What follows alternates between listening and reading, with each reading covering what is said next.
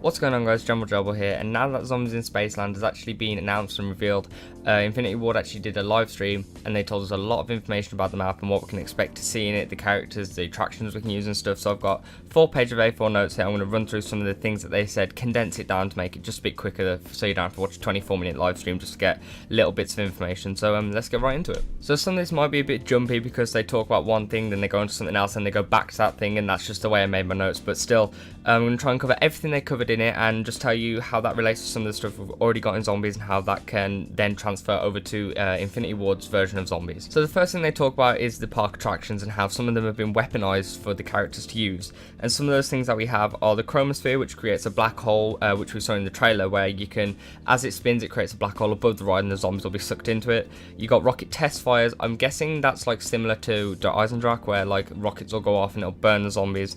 And we have escape velocity, which is the spinning rockets that we saw in the trailer. So think Zombieland, when you can run past them, you'll flick it on and then the zombies will all get hit by the spinning rockets. And we actually saw that in the trailer. And we also have bumper cars, which you can run across a bumper car thing, turn them on, and they'll come and they'll smack zombies and stuff, which actually we also saw in the trailer, but it was only for a single frame. We also have the roller coaster, which player can ride and shoot targets on, and also shoot the zombies at as well. So now let's talk about some of the actors and some of the people in the story of the map. So the story goes that there's 4 actors that show up for an audition for a film. And when they get to the cinema to audition, the director actually says, "Let me show you an old film to get you into character." And when he puts the old film on, a vortex comes out the screen and they actually get sucked into the film. You know, everything changes about them, their hair. The only thing that stays the same is like themselves, like their personality. And suddenly they're in this Spaceland, they have to survive. And they've actually got 4 actors. I can't remember all their names, but I know one is Seth Green, who voices Chris on Family Guy and is in Robot Chicken. One of them is the guard from Suicide Squad. And I'm sorry, but I don't actually know the other 2. But there's also David Hasselhoff, who plays the DJ in the theme park, who will actually play 80s music when you're running around. And something tells me that the Easter egg is going to be helping him get out of the park alongside yourself. But I'm really excited to see what songs they choose to play in the park. I really hope they put Rick Astley on just for the jokes. But 80s tunes will be playing. Hasselhoff is in control of them. I don't actually think it's called Hasselhoff in the map, but still, it'd be really cool. That'll be something really fun to do, and a really good cast of people to put in a Zombies map. It seems really, really fun. So now let's talk about some of the things that they've said about the game and how it kind of differs to Treyarch's version. So one of the things they've put in is a tutorial mode, and as he's talking about this in the stream, he actually says that this map is a large space. It has larger spaces, the corridors are a bit wider, so we can expect it to be a full-on theme park to go through. And this tutorial mode is one of these things where you can turn it on in the pre-game lobby, and basically when you're walking around Spaceland, little tips will just pop up saying like, one of them in the stream says like window boarding, and it tells you all about window boarding, sorry. One of them will, I don't know, you walk up to a chalk outline on the wall and it'll say like, oh, weapons, you can buy weapons from the wall for blah blah blah. But still, that's one of the things they've put in. And also it's a round based system, but they're not called rounds, they're actually called scenes, because obviously they're in a film. Now these are some of the features that I'm going to explain now that I really, really like what they've done with them, because it seems like Infinity Ward have gone into the World at War custom maps and forums that people talk on, and they've actually took some of the ideas from custom maps that people have made, and the community have said like, this is a good idea, why aren't you doing this? And they've actually put them into an actual map. So one of the things they explain is an ATM, and what this is if you go down and you die, obviously everyone loses points, you lose your points, and when you come back up you need points for a gun, you need points for perks and stuff. So what they've actually done is they've put this thing called an ATM, which is obviously an ATM, where everyone's like, I could put in £1,000, my friend could put in £1,000, and then when my other friend comes back up, he can actually go and he can get the money out the ATM and like pay us back through that, which is something that's been taken from custom maps because we've had bank sharing before. Another one that they've done is team door buys. So instead of having that age-old thing of, you're going to buy the first door and then you'll buy the next one, you can actually all chip in an amount of points and you can buy a door as a team to help you progress through the map.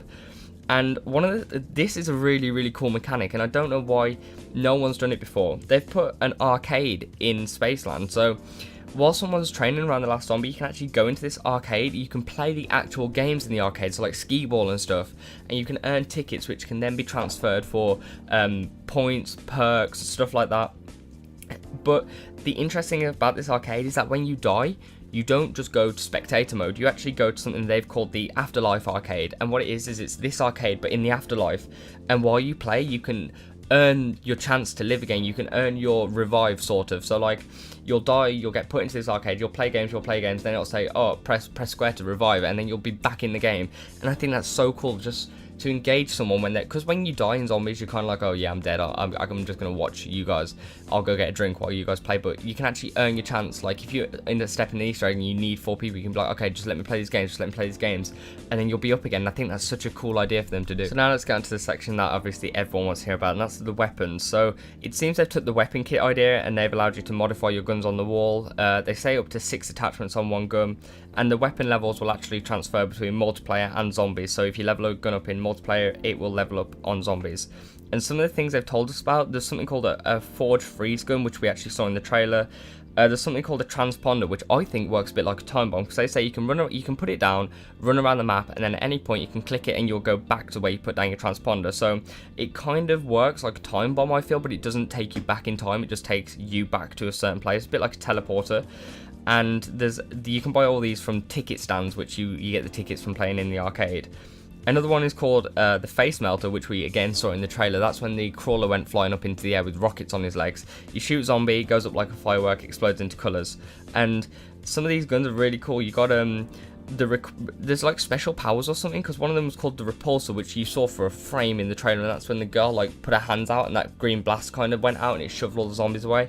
That was the repulsor. And there was one called Armageddon. I don't know if these are weapons or powers that you can get, but it summons meteorites from the sky, and you see that in like the kind of establishing shot of the map. You see meteorites coming down. That's what that is. One of the things that made me laugh about this stream is that they tried to explain things that the community already knew what they were. So they were talking about the magic wheel, which is basically the mystery box, but they were explaining how the mystery box works. They were like, oh, it's cheaper than a wall buy, you might get a pistol, you might get the best gun in the game, and you're like, dude, we already know it, just say it will give you a random weapon. They also have a lost and found system, which is a bit like Tombstone. You die, you lose your perks, you lose your guns, and instead of coming back with nothing, you can go over to the lost and found, pay a small price, and then get your guns back. And they have things called Fate and Fortune cards, which are basically gobble guns. You can use them 3 times in one game. You can get things like you get money when you're hit by a zombie. If you stand by a certain person, you're stronger together. And you can rebuy these from fortune tellers, and I think he said you can use up to 15 in one game. And finally, at the end of the stream, they asked 4 questions, which the community asked the interviewer to ask to the developers. The interviewer was actually the rapper from the map, but still, one of the questions was, will it still have a major Easter egg? And he says, yes, there's still a big Easter egg. There's still little Easter eggs as well. Another one was, which is what I found funny, because one of the questions was, is there any way to upgrade your guns and make them better? And he said, yes, the Pack-a-Punch system is still in the game. And I thought, isn't Pack-a-Punch Treyarch? Like, if you're not going to call it a mystery box, are you going to call it a magic wheel? Are you allowed to call it a Pack-a-Punch? Or do you have to change it or something? So that's something I'm a bit confused about. He says there's challenge systems in the game, which give you tickets, a bit like Extinction. And everything is also available to do solo, so you can do the main Easter egg solo, you can do all the small Easter egg solo. He says everything you can do in multiplayer you can do in solo. So there you go, guys. I hope that was quicker than watching the 24-minute live stream, but that's everything they gave us from that live stream about zombies in Spaceland. The only one thing I'm worried about is how some of this will work in other maps, because obviously you've got quite important things like Lost and Found, which is quite specific to a theme park, and you've got you know, park attractions and stuff that you'd only find in a theme park. I don't get how that's going to work in other maps, but still, really looking forward to Zombies in Spaceland. He says you can get the Zombies in Spaceland camo pack for multiplayer when you pre-order it, but still, really looking forward to it. Hope you enjoyed this video. If you did enjoy the video, please be sure to drop a like, and please consider subscribing. It helps me out a great deal. Other than that, I've been GeneralGerbil. Peace out.